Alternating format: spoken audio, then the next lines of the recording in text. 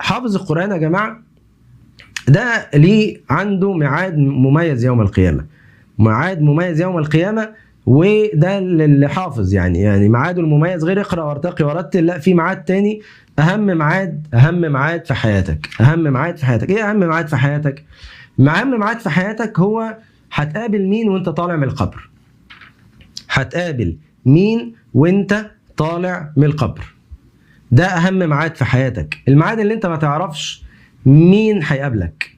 أنت وأنت طالع من القبر كده انشق عنك القبر، إما هتقابل حاجة تطمنك أو هتقابل حاجة تخوفك. الناس كلها مفزوعة، في واحد هيجيله رسالة هتخليه يهدى خالص. في واحد أول ما يطلع من القبر هيقابل رجل يقول له من أنت؟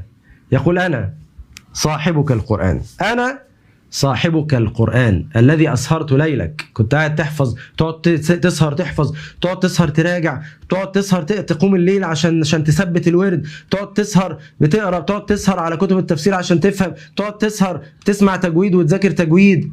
أنا صاحبك القرآن الذي أسهرت ليلك وأظمأت هواجرك. كمان كنت بتصحى صايم، كنت بتصوم النهار عشان ربنا يبارك لك. وإن لكل